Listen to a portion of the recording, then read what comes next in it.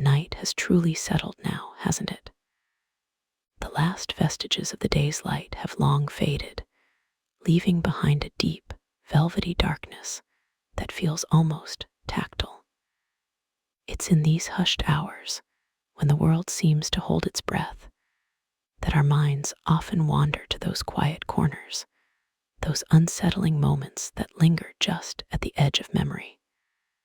We're not looking for screams in the night, no. Tonight, we seek something different. We're inviting the quiet dread, true midnight tailies for restless souls. It's a phrase that conjures a very specific feeling, isn't it? Not a jump scare, but a slow, creeping chill, a sense of unease that gently wraps around you as you drift, perhaps, towards slumber. It's the kind of fear that makes you pull the blankets a little, not out of panic, but out of a subtle, primal instinct to protect yourself from something unseen, something just beyond the reach of your waking senses. Think about those moments when you're alone in a familiar space, perhaps your own home, but suddenly the silence feels too heavy, too profound. You hear a creak, a whisper of wind, a subtle shift of something in the next room, and for just a second, your breath catches. Your rational mind tells you it's the old house, the settling foundations, the outside world making its presence known. But another, older part of you, the part that understands shadows and the unknown, suggests something else entirely.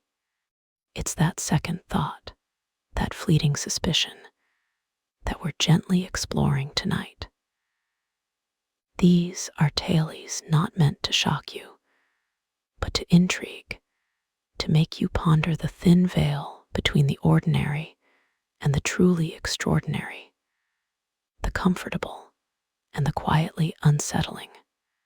I remember once hearing about a small town nestled deep in the mountains, where the snow fell heavy and thick for months, isolating the community in a way that modern life rarely allows. It was a place where people knew their neighbors, where gossip traveled faster than the mountain winds, and where everyone believed they knew everyone else's secrets. But even in such a tightly knit community, there were always whispers, stories that were told in hushed tones around flickering fireplaces, especially when the blizzards raged outside, trapping everyone indoors. And one of those stories, a recurring one, centered around the old Miller place. It wasn't haunted in the traditional sense. No rattling chains or spectral figures.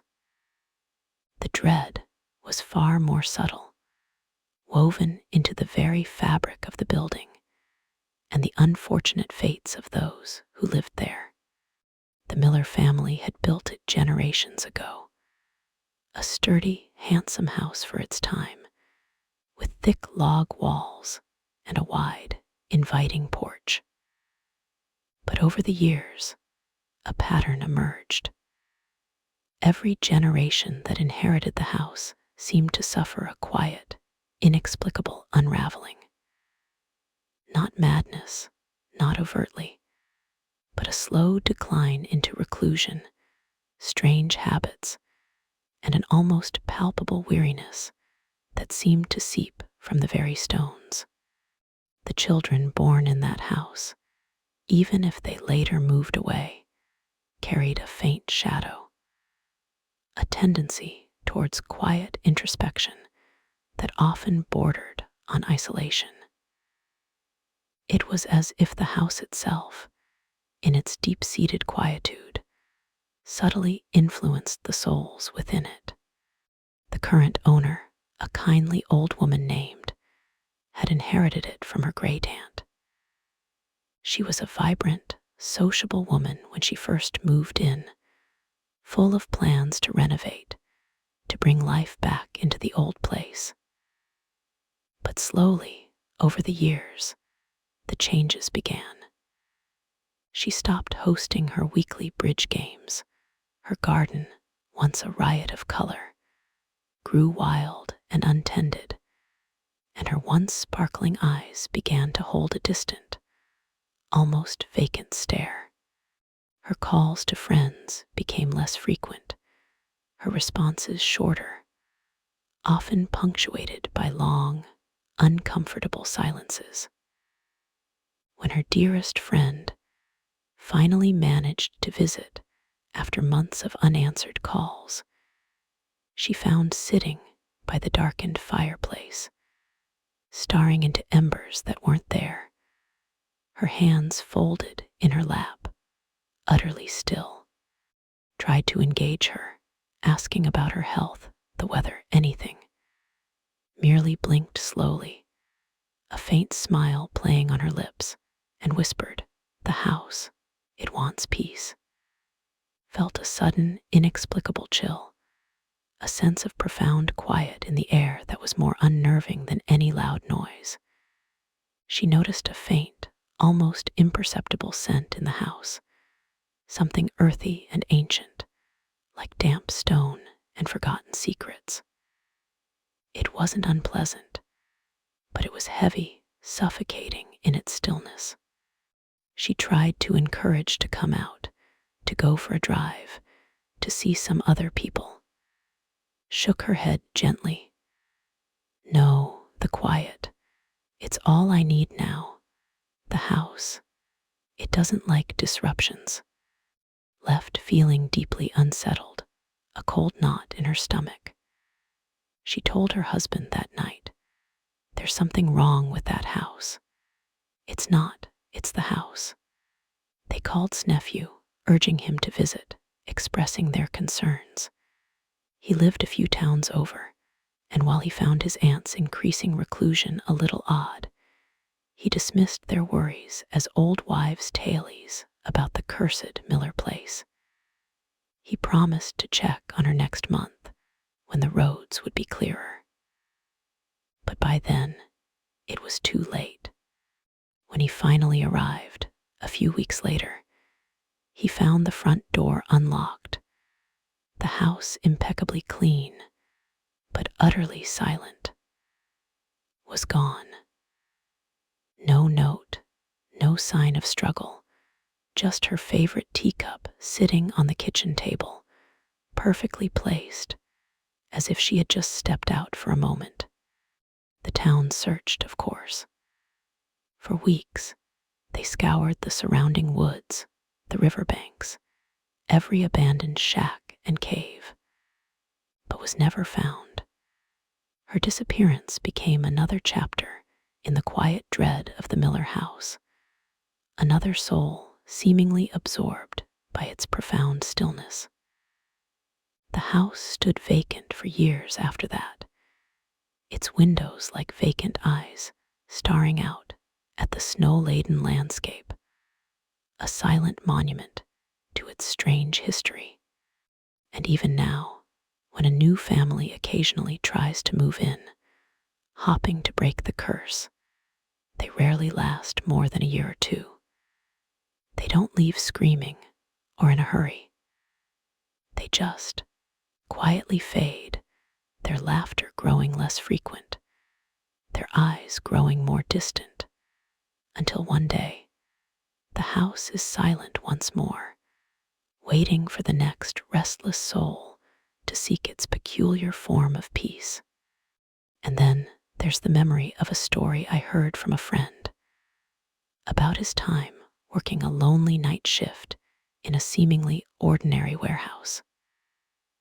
It wasn't a Gothic mansion or an isolated cabin, but a modern, brightly lit facility, filled with rows upon rows of packaged goods, hum of machinery, and the distant drone of the highway.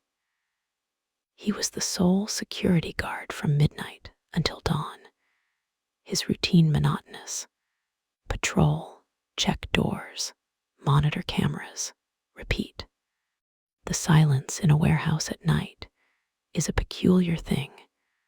By the vast, empty spaces between the shelves, the tall ceilings that echo every footfall.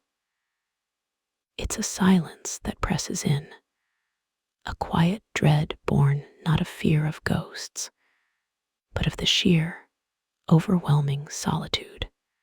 He liked the job at first, the peace of it, the opportunity to listen to podcasts or read on his rounds. But slowly, imperceptibly, things began to change. Small things. A box that he distinctly remembered being on one shelf would appear on another. Not a whole pallet, just a single, lightweight box. He'd shrug it off, blame his own tiredness, or perhaps a mischievous mouse. Then it progressed to sounds. Faint whispers, so soft he often doubted he'd heard them at all. Like someone sighing just behind him, or the rustle of fabric, as if an invisible figure had brushed past a stack of boxes. He'd spin around, flashlight beam cutting through the vastness, only to find nothing but his own amplified shadow dancing on the distant walls. One night, while doing his rounds in a particularly cavernous section, he heard it clearly. A child's giggle, soft, melodic, utterly out of place in the sterile silence of the warehouse. His blood ran cold. He knew there were no children allowed on the premises, especially not at this hour. He froze, listening intently, his heart thudding a frantic rhythm against his ribs. The giggle came again, a little closer this time, seeming to emanate from behind a towering stack of industrial-sized air filters. He slowly drew his duty pistol, the weight of it a cold comfort in his trembling hand, and cautiously approached, his flashlight beam trembling slightly. He rounded the corner expecting to find, he didn't know what, a prankster, a lost animal. Instead, he found nothing. Just the sterile, unmoving boxes, silent as tombs. He stood there for a long moment, the quiet dread clinging to him like a shroud, making his skin prickle. He felt a profound sense of wrongness, a feeling that something had been there moments before, something playful yet utterly malicious. He checked the cameras repeatedly over the next few hours, but they showed nothing. Just the endless rows of static goods, and his own solitary figure moving through the empty aisles. He started taking longer routes, avoiding that particular section of the warehouse, telling himself it was just his imagination playing tricks in the lonely hours. But the incidents continued. He'd find small, child-sized handprints in the dust on high shelves, shelves far too tall for any child to reach. He'd leave a half-eaten sandwich in the, only to find a tiny bite taken out of it, distinct from his own, the next morning. It wasn't overtly threatening, never a direct confrontation, but the sheer persistence of these strange occurrences began to wear him down. It was the quiet dread, the constant, low-level anxiety that he was never truly alone, that something was observing him, playing with him, always just out of sight, always just out of reach. His sleep became fractured, haunted by vague, unsettling dreams he couldn't quite remember upon waking, but which left him feeling exhausted and filled with a nameless fear. He started bringing a small, old-fashioned music player with him, playing soft, calming tunes on his rounds, hopping to fill the oppressive silence. It helped a little for a while, But one night, as he walked past that cavernous section he had come to dread, the music player, which had been playing softly in his pocket, suddenly crackled with static, then went completely silent. He pulled it out, tried to turn it back on, but it was dead. And then, from the profound silence that suddenly filled the air, he heard it again. That faint, melodic giggle, closer than ever, right behind him. He didn't turn around. He simply kept walking faster and faster, a cold sweat breaking out on his forehead, his heart a frantic drumbeat in his chest. He didn't run, he told himself, because running would acknowledge it, would invite it to chase. So he walked, with a terrifying speed and determination, until he reached his office, locked the door, and didn't leave until his replacement arrived at dawn. He quit that job shortly after, unable to articulate precisely why. He couldn't claim a haunting, not really. No one would believe the stories of moved boxes and child giggles in a modern warehouse. But the quiet dread, the persistent feeling of being watched, of something unseen subtly interacting with his world, had hollowed him out, leaving him with an indelible mark of unease. Even now, years later, he finds it difficult to sleep in complete silence, preferring the soft hum of a fan or quiet music to ward off the oppressive stillness that once haunted his lonely nights. And then there's a story that speaks to the dread of something ancient, something buried not just in the ground, but in the very memory of a landscape. It was told by an old woman, her voice raspy with age, sitting on her porch in a small, forgotten corner of rural Georgia. Her family had lived on that same land for generations, passing down not just the acres, but the stories, the strange warnings, and the quiet understanding of what lay beneath the soil. Their land wasn't outwardly sinister. It was beautiful, lush with old-growth trees, a meandering creek, and fields that had fed their ancestors for centuries. But there was one section, a particular patch of woods, that everyone in the family knew to avoid after sunset. They called it the Whispering Woods. It wasn't because of ghosts, she explained, not in the traditional sense of spectral figures. It was the sound, a low, continuous whisper that would rise from the woods as dusk settled, growing louder, more insistent as the night deepened. It wasn't words, not really. More like the collective murmur of countless voices, indistinct and distorted, like secrets being traded on 1,000 tongues in a language no human mind could comprehend. It wasn't threatening at first, just unnerving, a constant, auditory hum of unknown origins that would invade the quiet sanctity of their homes, making it impossible to fully relax. Her grandfather, a pragmatic man who dismissed old superstitions, had once tried to clear a path through the Whispering Woods, believing it would open up new pasture land.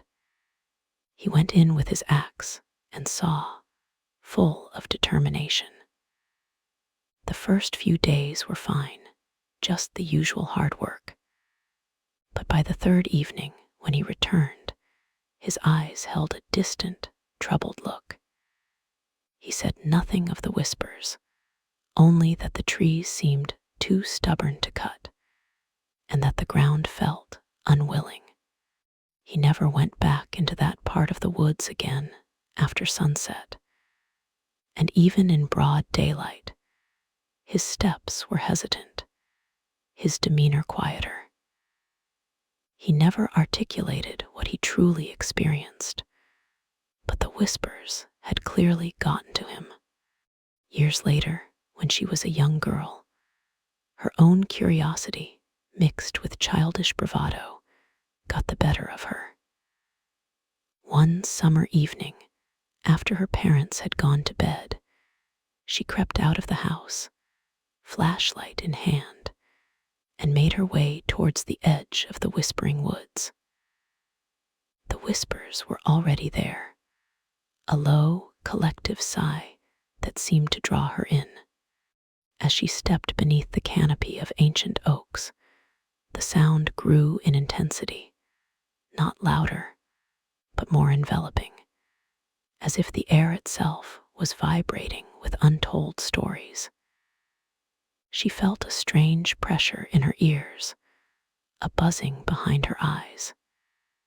It was a sensory overload, yet utterly indistinct. No words, just the feeling of 1,000 voices, ancient and restless. She walked deeper, drawn by an irresistible urge, until she found herself in a small clearing. The ground here felt softer, almost spongy beneath her feet, and the air was thick with the earthy scent of damp soil and decaying leaves. The whispers here were almost a roar, a constant, low thrum that vibrated through her very bones. And then she saw it. Not a structure, not a grave marker, but a subtle rise in the earth, a long, low mound that snaked through the clearing, partially covered by moss and roots. It looked almost like an ancient, buried serpent, or perhaps something even older, something shaped by forgotten hands. As she stood there, mesmerized by the mound and assaulted by the ceaseless, formless whispers, she felt a profound wave of sadness wash over her. Not her own sadness, she instinctively knew, but a collective grief, an ancient sorrow that seemed to emanate from the very earth beneath her feet. It was overwhelming, a quiet dread that didn't scare her with its intensity, but crushed her with its sheer weight of despair. Tears welled in her eyes, tears that weren't hers, and she felt an unbearable longing for something lost, something forgotten, something taken. She didn't understand it, couldn't articulate it, but the feeling was undeniable. She fled then, not in terror, but in a desperate need to escape the profound melancholy that threatened to consume her. She ran back through the whispering canopy, the sounds slowly receding behind her, until she burst out into the moonlit field, gasping for breath, the oppressive sadness slowly lifting as she put distance between herself and the woods. She never told her parents what she had experienced, knowing they would dismiss it as a child's overactive imagination. But the memory stayed with her, vivid and indelible. She never ventured into the whispering woods after dark again, understanding now why her ancestors had left it undisturbed. She believed in her heart that the whispers were the voices of the ancient dead, perhaps a forgotten tribe buried in that mound, their spirits restless, forever mourning a past long lost to history. The quiet dread of the whispering woods wasn't a threat of physical harm, but a profound, aching sorrow that seeped into your soul, reminding you of the fleeting nature of life and the forgotten weight of time. It was a place where the past was not just remembered, but felt, a low, ceaseless lament carried on the night wind, making making even the most pragmatic souls tread lightly, and ensuring that no one ever truly found peace within its ancient embrace. As she recounted the tale, her voice dropped to a near whisper, almost blending with the imagined sounds of those restless spirits, leaving a lasting impression of something deeply sad and subtly terrifying. And so, the quiet dread continues its subtle journey through the night, weaving its way through the silent hours, touching upon those hidden anxieties that hum just beneath the surface of our awareness. We've spoken of houses with an insidious influence, of warehouses harboring unseen playful malevolence, and of ancient woods echoing with forgotten sorrows. But sometimes, the most unsettling true midnight tales aren't about places, but about objects. Ordinary objects brought into our lives that carry an inexplicable weight, a subtle wrongness that slowly, quietly begins to unravel the fabric of our everyday peace. There was a young couple, very much in love, who had just bought their first home. It was an older house, a charming bungalow with good bones, and they spent months pouring their energy and limited budget into making it their own. They loved antique shops, the thrill of finding a forgotten gem, a piece with history that could add character to their new life together. One sunny Saturday, they stumbled upon a beautiful old wooden rocking chair in a dusty antique store, tucked away in the back. It was beautifully carved, with an ornate backrest and comfortable worn armrests. It felt solid, well-made, a true heirloom. Despite a faint, almost imperceptible smell of old wood and something vaguely metallic, they fell in love with it. They imagined it in their nursery someday, rocking a future child to sleep, a symbol of warmth and continuity. They brought it home, carefully placed it in the living room, and admired its presence. It looked perfect, a centerpiece, adding a touch of timeless elegance to their otherwise modern space. For the first few weeks, it was just a chair, a lovely antique chair. But then, the quiet dread began. It started subtly, as these things always do. The wife, Sarah, would occasionally hear a faint creak from the living room in the dead of night. Not a loud, startling noise, but a soft, rhythmic squeak, like someone gently rocking. She'd dismiss it as the house settling, the old wood expanding and contracting. Her husband, Mark, never heard it. He slept soundly, but the creaking continued, becoming a little more frequent, a little more insistent. Sarah would sometimes walk into the living room in the morning and find the rocking chair subtly shifted, just an inch or two from where she remembered it being. Again, she'd rationalize it. Maybe she bumped it while dusting, or the floorboards were uneven. Yet, a tiny seed of unease was planted. She started noticing things about the chair when she was near it. A faint cold spot seemed to emanate from its aged wood, even in a warm room. And sometimes, she would catch a fleeting scent, that same metallic, earthy smell from the antique shop, suddenly stronger, almost like old blood, then gone again before she could truly grasp it. One evening, Mark was away on a business trip, leaving Sarah alone in the house. She was trying to read in the living room, the quiet hum of the refrigerator the only sound, when she distinctly heard it. A soft, rhythmic thump-thump coming from the rocking chair. It wasn't rocking, but the sound was undeniably there, gentle, persistent, like a very light, almost imperceptible tapping on the wooden floor beside it. She looked up, her heart giving a little flutter of alarm, but the chair was still, perfectly still.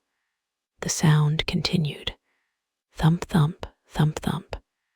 She slowly, cautiously walked towards it, her eyes fixed on the empty chair. The sound seemed to come from directly beneath it, a soft, muffled beat. As she got closer, the metallic scent was stronger, almost acrid.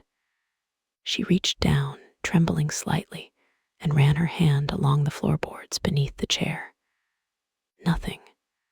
No loose nails, no obvious source. Yet the thump-thump continued, slow and steady, filling the otherwise silent room with its unsettling rhythm. It felt alive, not with life, but with something else, something patiently, quietly, asserting its presence. Night, Sarah couldn't sleep. Every shadow in the room seemed to stretch and writhe, every creak of the house into a significant event. She kept imagining the rocking chair in the living room, gently rocking, that soft thump-thump echoing through the silent house. She felt a profound sense of violation, as if something unseen had entered her sanctuary, her new home, and was slowly, subtly, making its presence known. When Mark returned, she tried to tell him, but the words felt absurd in the bright light of day. A rocking chair that creaked and thumped and smelled vaguely of blood. He'd look at her with concern, suggest she was stressed, maybe needed more sleep. And she knew, with a sinking feeling, that she couldn't convince him. The quiet dread, however, was now firmly entrenched in her mind. She started avoiding the living room at night. She'd keep the lights on, even when she wasn't in there. The rocking chair, once a symbol of future happiness, became a focal point of anxiety. She started seeing things out of the corner of her eye when she was near it.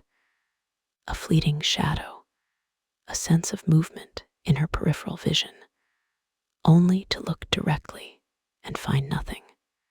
She would sometimes wake up in the middle of the night, convinced she could hear the faint, rhythmic thump-thump from the living room, even through closed doors. One afternoon, she decided she couldn't take it anymore. She would move the chair to the garage, out of sight, out of mind. As she gripped its carved armrests, preparing to drag it, she felt a sudden, sharp chill, and the metallic smell was overwhelming, making her gag. She pulled back, her skin crawling, and noticed something she hadn't before. On the underside of one of the armrests, where the wood met the upholstery, there was a small, dark stain. It was deep brown, almost black, and felt strangely stiff to the touch. It looked like old, dried blood. A wave of nausea washed over her. All her rationalizations shattered. The creaking, the thumping, the cold, the smell, the subtle shifts. It wasn't her imagination. Something had happened to this chair, something terrible, something that had left an indelible mark, a quiet, lingering presence. She didn't move it to the garage.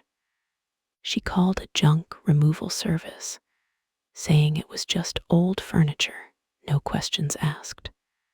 She watched, a strange mix of relief and lingering terror, as the truck drove away. the old rocking chair disappearing from her sight forever. Even after it was gone, the quiet dread didn't immediately vanish. For weeks, she would still sometimes wake in the night, straining to hear the faint thump-thump that was no longer there. The metallic scent seemed to cling to the corners of the living room, a ghost of a smell. But slowly, gradually, as time passed and no new unsettling incidents occurred, the oppressive feeling began to lift. She learned to appreciate the true quiet of her home again, the genuine silence that meant peace, not unspoken presence. She never bought another antique. The experience had taught her that some objects carry stories, not just of happy memories, but of forgotten sorrows and quiet horrors, leaving echoes that can subtly infect a space and a soul with their profound and unsettling dread. It was a reminder that sometimes the most innocent-looking things can hold the deepest, darkest secrets. Then there's the account of a seasoned hiker, a man who loved the deep woods more than almost anything, and who had spent countless nights under the vast, indifferent sky. He wasn't prone to flights of fancy or superstitious fears. He was a practical man, relying on his skills and experience to navigate the wilderness. But there was one trip, one particular series of events, that left him with a quiet dread he could never quite shake. A feeling that something fundamental about the natural world could be utterly, terrifyingly wrong. He had decided to undertake a solo hike through a rarely visited, exceptionally dense forest region, known for its untouched beauty and challenging terrain. His plan was meticulous, his gear top-notch, and his mental preparation rigorous. He reveled in the solitude, the feeling of being truly disconnected from civilization, moving through a world shaped by ancient forces. The first few days were glorious, a symphony of rustling leaves, birdsong, and the distant rush of hidden streams. He felt at peace, deeply connected to the earth. It began subtly, as these things always do in the wild. A slight deviation in the animal trails he was following, a faint shift in the prevailing wind direction that seemed to carry an almost human sigh. He dismissed them as natural phenomena, the quirks of the forest. But then he noticed something more peculiar. He'd leave small cairns, stacks of stones, to mark his path in particularly tricky sections. Simple, recognizable markers. He'd pass them later, sometimes hours later, only to find them dismantled, the stones scattered, as if someone had deliberately kicked them apart. But there was no one else out there. He was meticulous about checking for other hikers, signs of human presence. Nothing. Attributed it to clever animals, perhaps deer or bears knocking them over, despite the improbability of such precise dismantling. He rebuilt them, a subtle irritation growing alongside a flicker of unease. Then came the whispers. Faint at first, barely audible above the forest sounds, like dry leaves skittering on the ground, but with a strange, almost syllabic quality. He'd pause, straining his ears, but the moment he focused, they would cease, leaving him with only the ambient sounds of the woods. It was maddening, making him question his hearing, his sanity. One evening, he set up camp by a small, isolated stream, enjoying the quiet ritual of fire building and meal preparation. As dusk settled, the whispers began again, more distinct this time. They seemed to come from all directions, surrounding his camp, a low, incessant murmur that wasn't threatening, but deeply unsettling.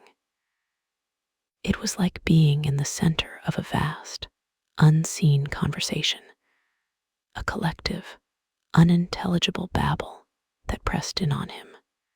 He shone his powerful into the darkness, sweeping it through the dense undergrowth.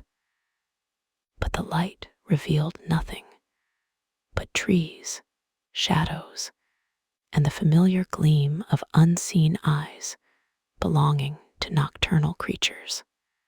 He spent a restless night, the whispers a constant presence, sometimes seeming to move closer, sometimes receding, a chilling symphony of unseen voices. He tried to tell himself it was the wind, the rustling of leaves, his own mind playing tricks in the profound isolation. But a deeper part of him knew it was something else.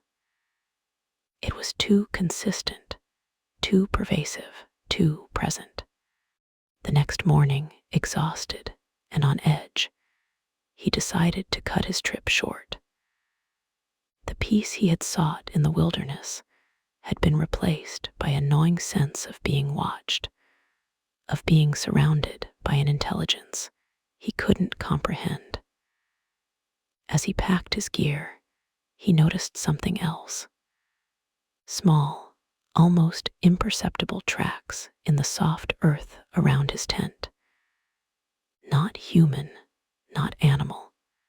They were elongated, like shallow depressions left by something dragging itself, but with a strange, almost segmented pattern, unlike any creature he knew. They encircled his tent, not in a direct path, but in a series of disjointed, almost random-looking marks. He felt a profound chill, a quiet dread that settled deep in his bones.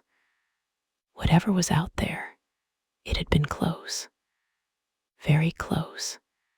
It hadn't come into his camp, hadn't disturbed his tent, hadn't made any overtly aggressive moves.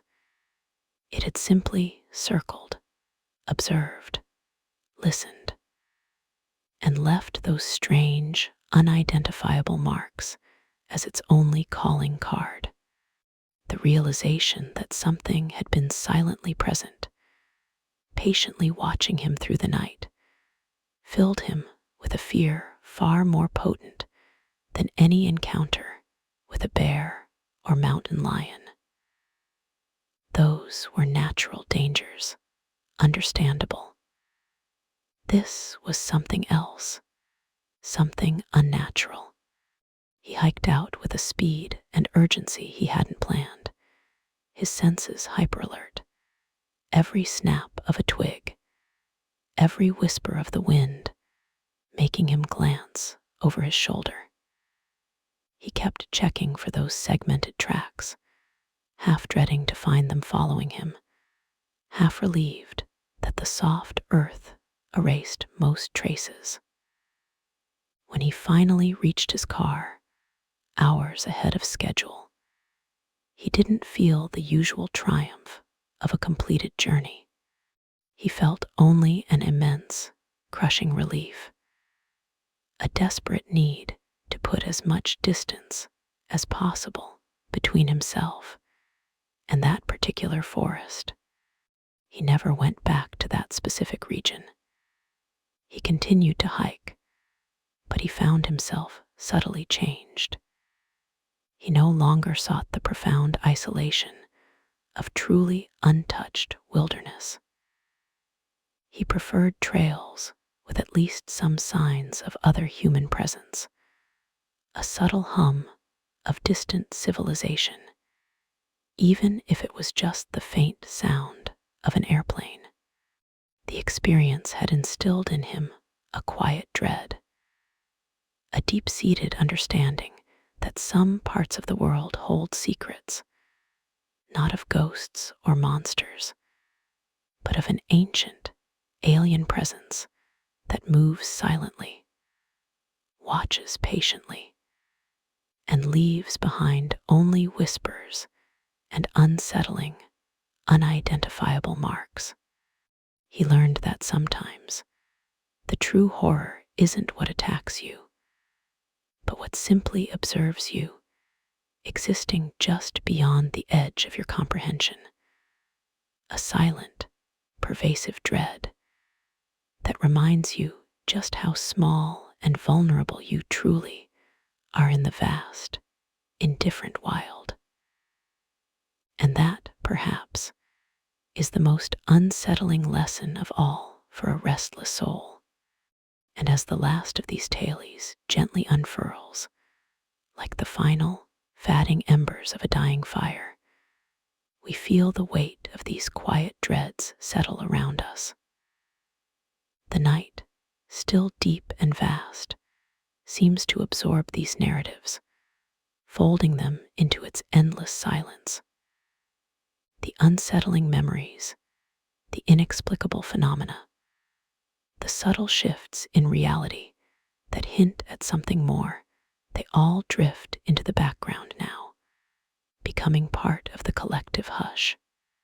We've walked through the silent, grasping influence of an old house, witnessed the playful, yet malevolent, presence in a lonely warehouse, felt the ancient sorrow of whispering woods, and touched upon the insidious dread emanating from an antique rocking chair, journeyed with a son, uncovering his father's terrifying obsession, followed college friends fleeing the madness of an unknown hermit, stood by a night porter confronting a bizarre poisoning, and shared the generational burden of a hidden treasure and a brutal past.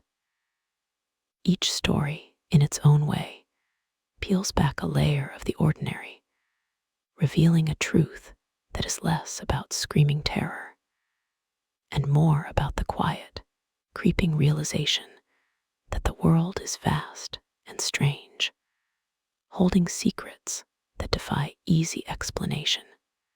These aren't tales meant to snatch away your peace with a sudden jolt, but rather to invite contemplation, to gently awaken that part of your mind that wonders about the unseen, the unheard, the barely perceptible.